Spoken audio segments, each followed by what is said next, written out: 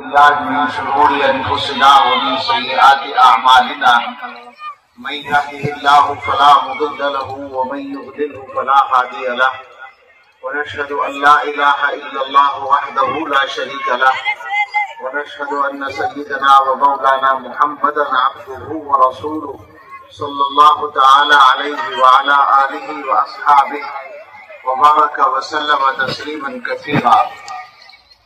أما بعد فأعوذ بالله من الشيطان الرجيم. بسم الله الرحمن الرحيم. ووصى بها إبراهيم بنيه ويعقوب يا بني إن الله मैंने दे रहा है हाफ पति उधर चले गए क्या हाफ पति का हाफ कर ले क्या होगा जी मैं तो निकल गया जी मैंने मोबाइल दे रहा है जी मैं कहीं को जाता जी घर पहुंच कर लेंगे आप तो जरूरी काम में जाके बना ले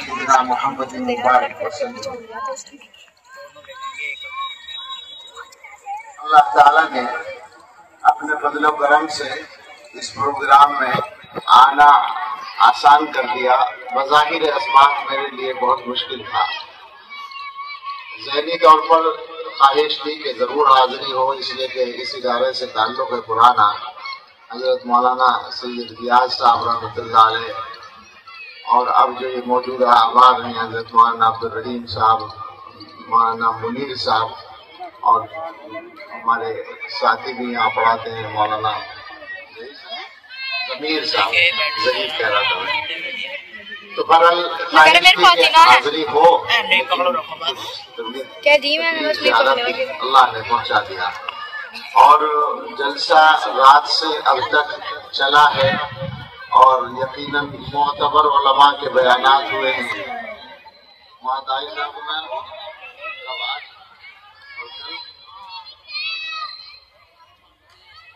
तो बड़े लोगों के बयान में तुमने खामखा मुझे बुलाया। मुफ्ती सलमान साहब मंसूरपुरी का बयान हुआ, मौलाना जाफर साहब का बयान हुआ, मौलाना ताहिर साहब का बयान हुआ, मुफ्ती अफान भी आ गए थे। तो तुमने जुल्म किया मुझ पर। तुम्हें बताना चाहिए था कि तुम्हारे आने की बिल्कुल जरूरत नहीं रही। मैं सच कह रहा हूँ, ये बात मैं दिल से कह रहा हूँ कि तुम्हें मुझे बता देना चाहिए था कि अब जरूरी नहीं है, बिल्कुल जरूरी नहीं था, कतई जरूरी नहीं था और मेरे लिए आसान नहीं था। खास बात ये है मैं सख्त मशक्कत झेल के आया हूँ। ये तुमसे कह रहा हूँ, मौलाना अब्दुल रहीम साहब से नहीं कह रहा हूँ, लेकिन जो सही बात है वो कह रहा हूँ। बिल्कुल जरूरत नहीं थी, लेकिन अब चलिए ये और अच्छा हो गया मेरे लिए। 4 बड़े बड़े उलमा का बयान हुआ, चारों बड़े उलमा हैं, मैं सब जानता हूँ। अक्सर मेरे साथी हैं, मुफ्ती ताहिर का हम सबक साथी हैं। मौलाना सलमान मंसूरपुरी साहब 1 साल पहले फारिग है, मौलाना जाफर भी हम जमाना है मज़ाहिर लोग में, मुफ्ती अफान छोटे हैं उम्र में, इल्म में सब बहुत बड़े हैं। चारों बड़े उलमा का बयान हुआ। अब मुझे आप लोग ये बताएं कि आज के जलसे के बाद आप तो क्या आने जा रही है। जलसे को आसान तो नहीं समझना है ना, जलसा आसानी से नहीं होता। ये मदरसे वालों से पूछो कि जलसा करना कितना मुश्किल काम है, और ये हम जैसे लोगों से पूछो कि जलसे में आना कितना मुश्किल काम है, सच बताते हैं। अब तो सच्ची बात ये, मैं उलमा से कह रहा हूँ ये बात कि ये बात भी जरा गना गुजरती है कि 15 मिनट या आधे घंटे बयान के लिए 6 घंटे या 8 घंटे कुल मिलाकर सफर में खर्च किए जाए, ये आसान नहीं लगती। और शायद अल्लाह ताला अब आगे आने वाले वक्त में जो ऑनलाइन का निजाम अल्लाह ने दे दिया है, तो शायद इसी से काम चलेगा ताकि वक्त बचे, काम में लगे। लेकिन अब मेरा सवाल आपसे है कि ये इतनी मेहनत कर ली मदरसे वालों ने और मदरसे जलसे में आने वालों ने, और सारे लोग आए जिनको दावत दी गई थी और मसरूफ तरीन लोग आए, आपने क्या तय किया?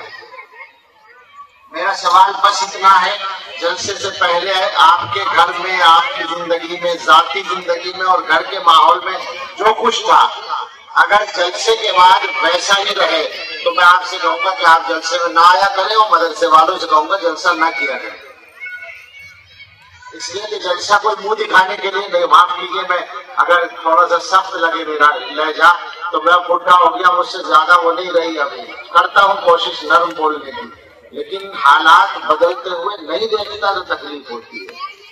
मैं आपसे 2-3 बातें कहकर जाऊंगा। उलमा ने क्या क्या बयान किया ये जानना तो मुश्किल है मेरे लिए, लेकिन जाहिर है उन्होंने भी यही कहा होगा कि भाई आदमी बन के रहो, मुसलमान बन के रहो।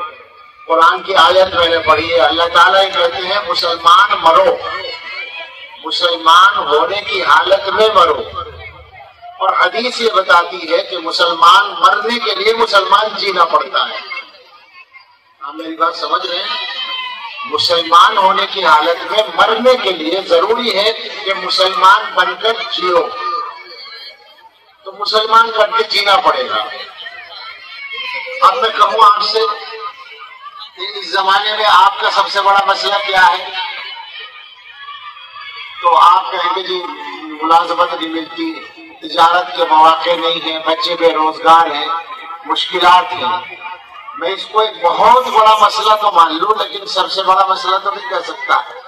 آپ متعین کر لیں کہ میں جلدی جلدی بولوں گا، یاد رکھیے گا، نمبر 1 سب سے بڑا مسئلہ ہے مسلمان بن کر رہنا اور مسلمان بن کر مرنا، یعنی ایمان پر ہمارا قائم رہنا اور ہماری نسلوں کا قائم رہنا۔ سب سے بڑا مسئلہ اس لیے بھی ہے کہ یہی مقصد ہے، اس کے علاوہ کہیں کے لیے آئے دنیا میں۔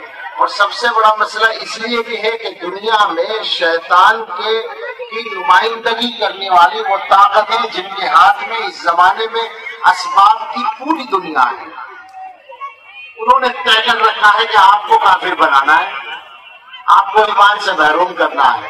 یہ وہ تہیہ کر کے بیٹھ گئے ہیں۔ تو آپ نے کیا ارادہ کیا ہے؟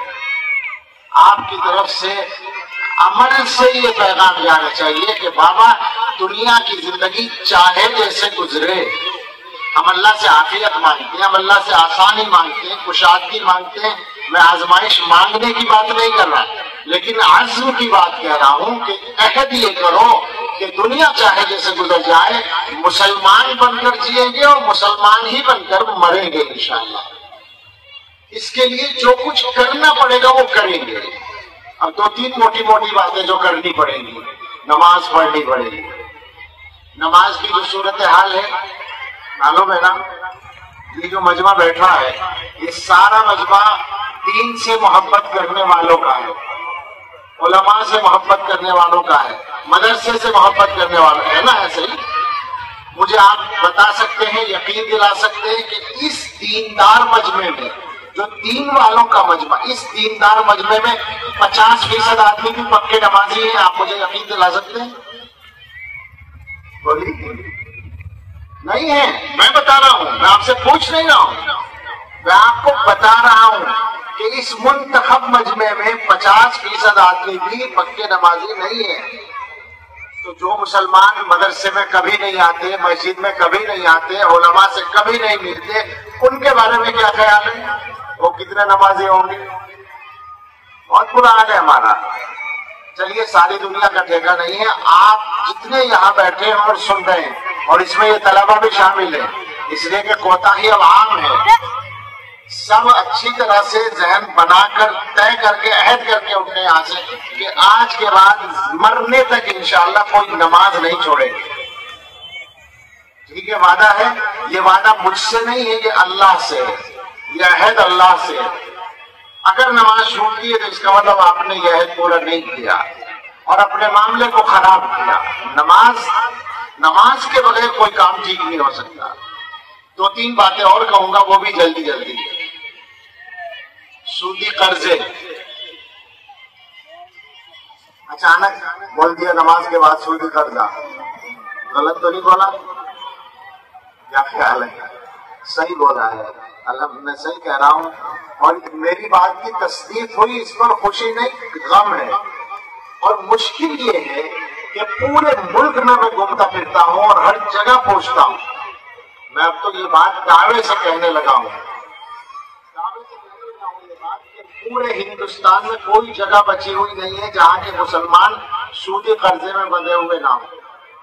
ویسے نہیں کہنا میں ہماری بات، پورے ملک کے اکثر صوبوں میں گیا ہوں اور گزشتہ 5-7 سال ہو گئے ہیں، تقریباً ہر جگہ بیانات میں مجمع میں پوچھتا ہوں یا لوگوں سے پوچھتا ہوں کیا حال ہے یار سودی قرضے کا۔ ابھی کوئی جگہ نہیں ملی، کشمیر سے لے کے کیرلا تک کی بات کر رہا ہوں، راجستھان اور گجرات سے لے کے آسام اور تریپورہ تک کی بات کر رہا ہوں، شمال جنوب مشرق مغرب اور بیچ کا سارا وہ ریاستیں بھی جو مالدار سمجھی جاتی ہیں جہاں مسلمان خوشحال ہیں، تمل ناڈو ہے، کیرلا ہے، کرناٹک ہے اور بہت سی ریاستیں ہیں جو اچھی سمجھی جاتی ہیں، ہر جگہ کے مسلمان سودی قرضے میں بندھے ہوئے ہیں۔ اب مجھے بہت تفصیل کا موقع نہیں ہے، اتنا سنا دوں کہ حدیث میں یہ ہے کہ سود دینے والے پر بھی اللہ کی لعنت ہے اور سود لینے والے پر بھی اللہ کی لعنت ہے۔ ہم لینے والے، ہم میں بعض بدبخت لینے والے بھی ہیں۔